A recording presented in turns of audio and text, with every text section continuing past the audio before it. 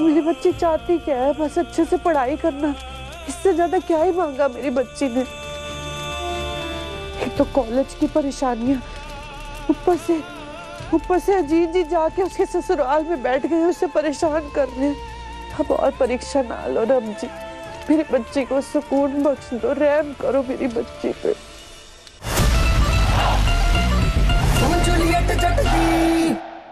पापा मुझे बात करनी है इससे। बट बेटा प्लीज पापा, प्लीज।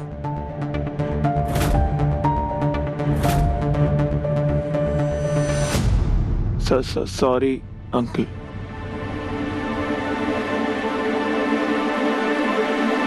ये फूल देके ना मुझे फूल मत बना तू, बहुत हर्ट किया है तूने मुझे। और वैसे भी पापा अब तुझे टीम में नहीं लेंगे, जा यहाँ से। Tina, firstly I am sorry,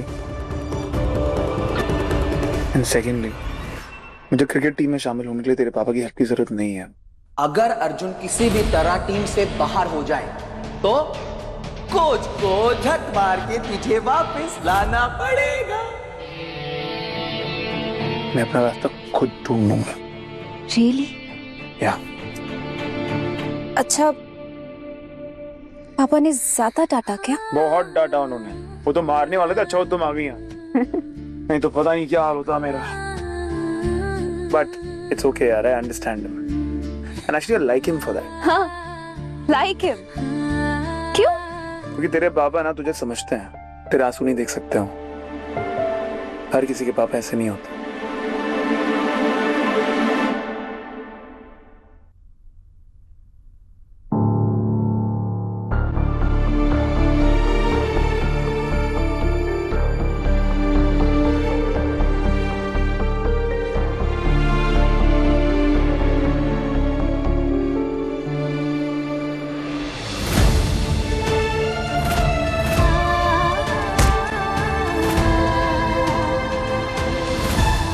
बेटा, माता रानी तुम्हें सारी खुशियां दे, तुम्हारी इस नए साल पे हर मनोकामना पूरी करे जो तुम्हारा दिल चाहता है। इस नए साल में जैसे सितारे चमकते वैसे मेरी गुड़िया रानी का नाम चमके। और एक बात याद रखना, पापा तुम्हारे हमेशा तुम्हारे साथ है। आओ चले, कुछ खाएगी? क्या खाएगी? आ जाए तो जल्दी। एक बाप हमेशा उसकी बेटी का गुरूर होता है, लेकिन आपने तो मुझसे मेरा स्वाभिमान ही छीन लिया पापा। पता, मेरे पापा ने हमेशा मुझे लूजर समझा, कभी मेरी साइड नहीं ली। लकी होते हैं वो बच्चे जिनके पापा उन्हें बोझ नहीं समझते। कितने खुशकिस्मत होते हैं वो लोग जिनके पापा उनके लिए बोझ नहीं, उनकी ताकत होते हैं। लेकिन अब मैं कैसे संभालूं इस बोझ को?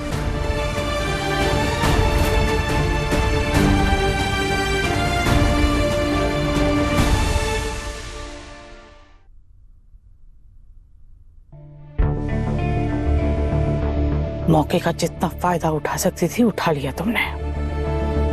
इस वक्त यहाँ कोई भी नहीं है जिसके सामने तुम मुझे शर्मिंदा कर सको। इसलिए बेहतर यही है कि इसका बूढ़िया बिस्तर बांध और जाके घर छोड़ाओ।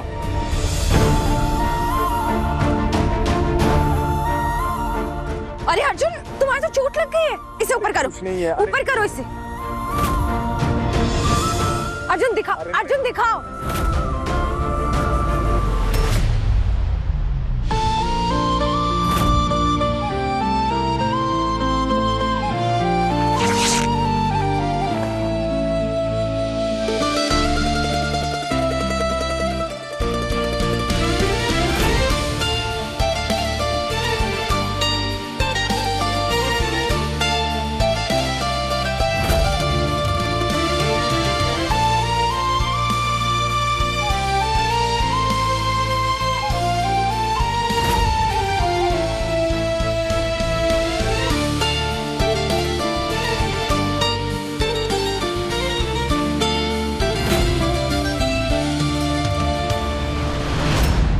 मैच है ना तुम्हारा, जाओ जल्दी जाओ।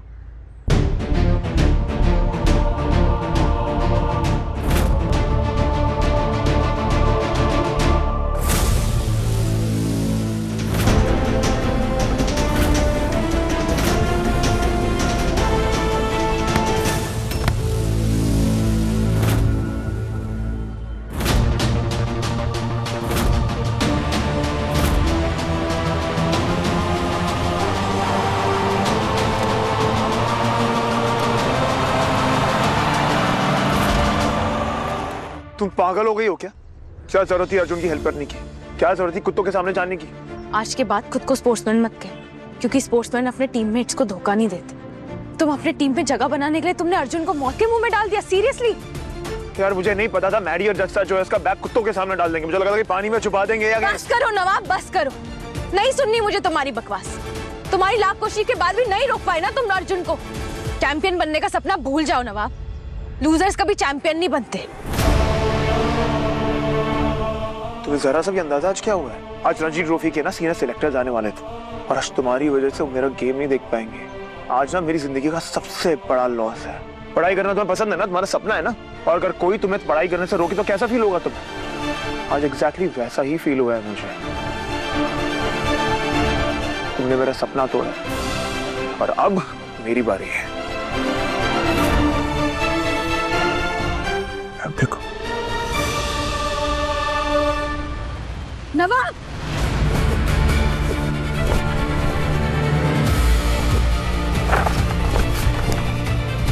नवाब मेरी फाइल छोड़ो।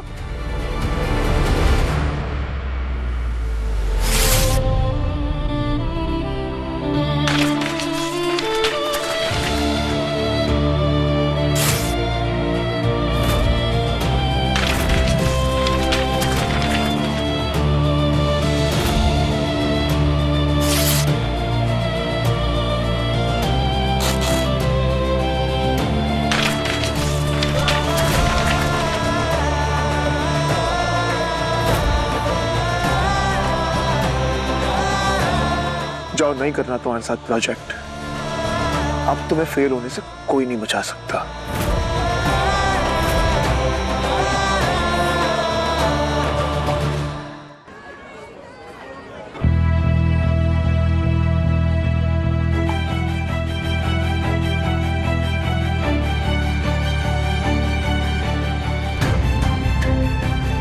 ये नवाब कौन भी नहीं उठा रहा।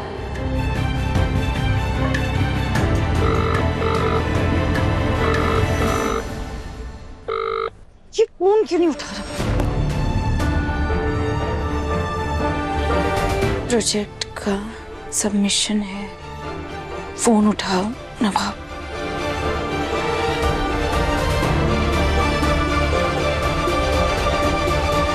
जितना प्रोजेक्ट किया था वो तो तुमने फाड़ दिया है। अब क्या फेल होना है तुम्हें?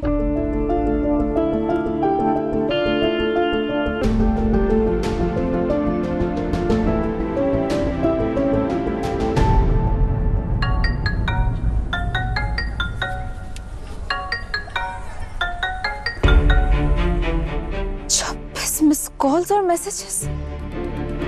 नवाब आई स्वेयर इसका नाम ना थैलावती से हटा के डेसोवती रख देना चाहिए। I mean 26 miss call. नवाब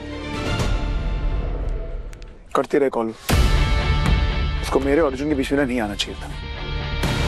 बहुत बड़ी गलती करती है उसने। अब भुगतेगी कल। यस। और मैंने भी सुना था कि उसने अर्जुन की हेल्प की, उसको बचाया समथिंग। राइट यार। नवाब छोड़ उसे। ये मिडिल क्लास टाइप लोग ना एक दूसरे के साथ ही सूट करते हैं। हम क्यों टेंशन ले?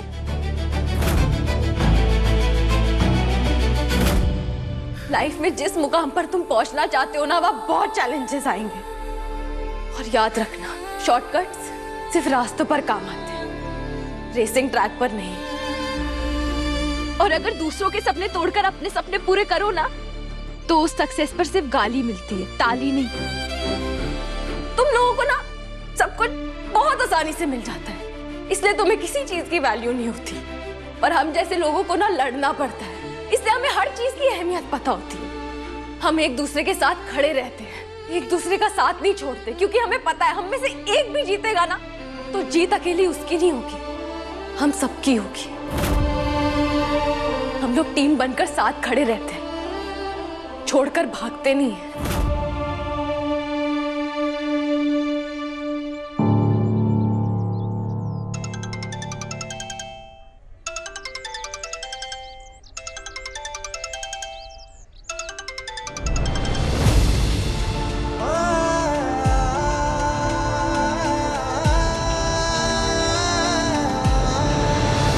हीर पुत्र, वो क्या हुआ तेरे प्रोजेक्ट का?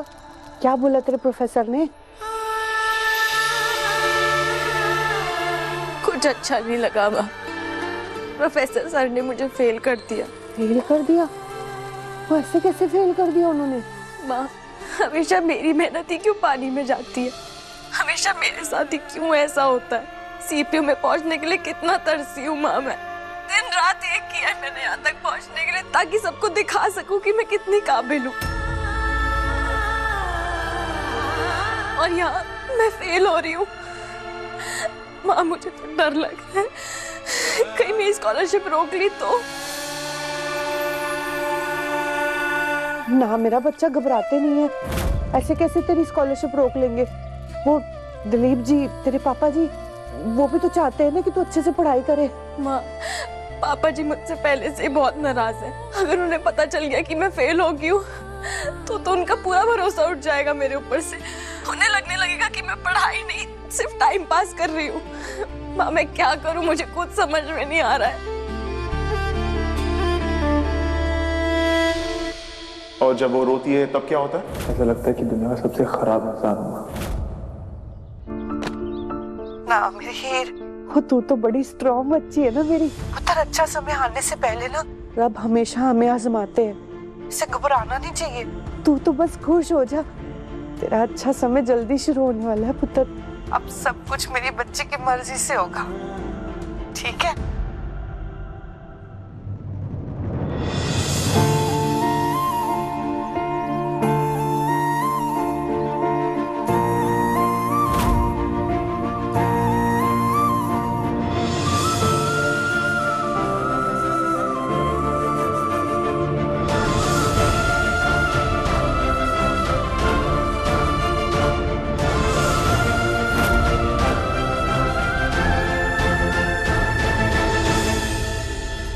रब जी,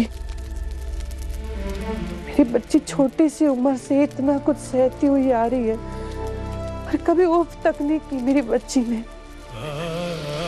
रब आप मेहर करो, बस करो, उसकी परीक्षा लेना। मेरी बच्ची चाहती क्या है? बस अच्छे से पढ़ाई करना। इससे ज्यादा क्या ही मांगा मेरी बच्ची ने? एक तो कॉलेज की परेशानियां, ऊपर से अजीत जी जाके उसके ससुराल में बैठ गए, उसे परेशान कर रहे हैं। अब और परीक्षा ना लो रब जी, मेरी बच्ची को सुकून बख्श दो, रहम करो मेरी बच्ची पे।